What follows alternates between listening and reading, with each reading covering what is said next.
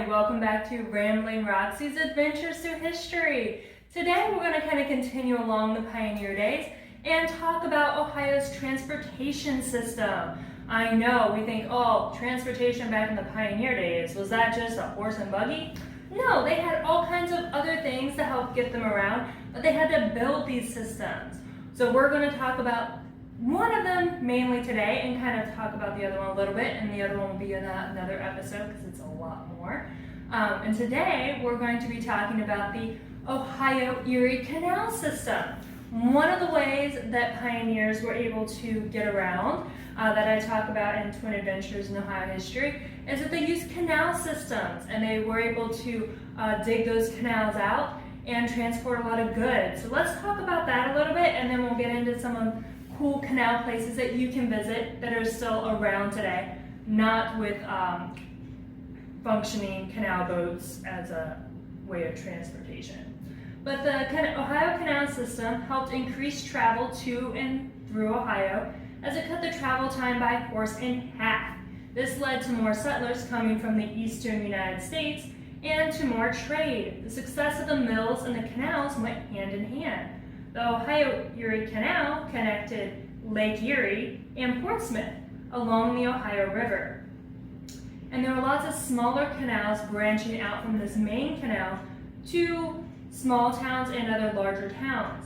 The canals started being dug in the 1820s. Now, do you think they used a bulldozer to dig these?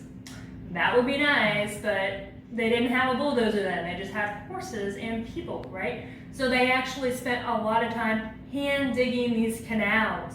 Unfortunately, think about if you're digging in a big, muddy, wet area, there was a lot of mosquitoes, and a lot of the people who dug the canals died from mosquito-related diseases that we've mostly eradicated today. But it was a very hard, arduous job. I know as much as I like to go out and play in the mud, can you imagine spending all day digging mud and dirt out with mud up to your knees and then having to haul it someplace? So it's a very hard and difficult job. It brought a lot of new immigrants to Ohio to help build the canal, and they kind of had a rough time building this canal. And it took through the 1830s to finish it. Once completed, the canal system covered over 1,000 miles just here in Ohio, and you can walk the towpaths of many of our parks. What's a towpath, you might ask? Well, the canal boats, as they would travel through the canal, they had to be pulled by horses.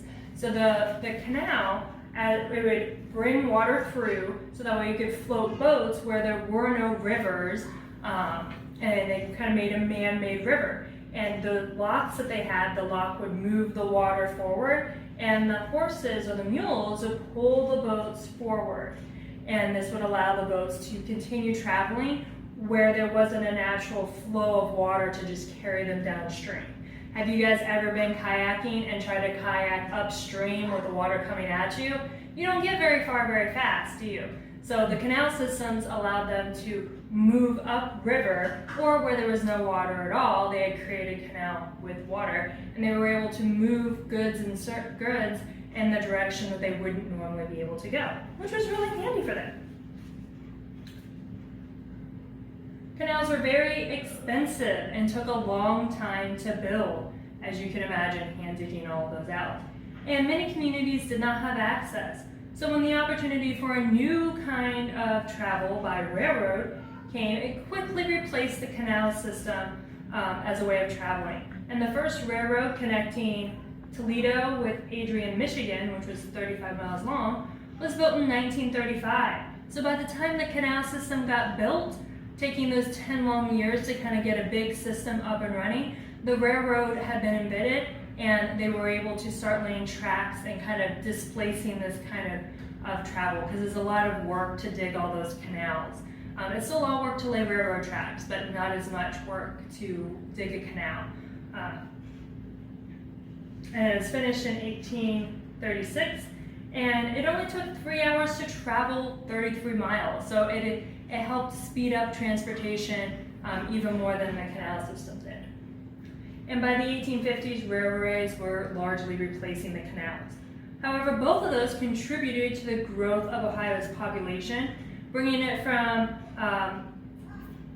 580,000 in the 1820s to over 2 million people by 1850. And by 1910, there were over, we'll get into that later, lots of miles of railways. But there's lots of places that you can visit. One of them is the Ohio and Erie Canal Heritage Area. This area stretches across 5 counties and part of several metro parks and the Cuyahoga National Park. And it's over 10 miles long that you can walk along this. There are hiking paths where you can walk or bike the tow path, where the mules used to pull the boats through the canal. With plenty of areas that you can kayak and bird watch, you can easily spend hours or days exploring this area. There's also a canal boat that you can ride in Canal Fulton. A couple other remaining locks that are still around. One's in Lock Meadows Park, just in Franklin County, and it was known as Lock 30. There's Lockville Canal Park, which is in Carroll, Ohio, and it was Lock 2. And it's much bigger than me, and a lot of the sandstone blocks that were used to build it weighed several tons. So if you go explore those areas, you can see how much work it was to not only hand dig those areas, but then line the canal and the locks with these huge sandstone blocks. So I hope you get out there and explore some of our canal areas, and you learned a little bit more about Ohio's early transportation history and how it helped grow Ohio into the place that it is today. Thanks for tuning in to Ramblin' Roxy.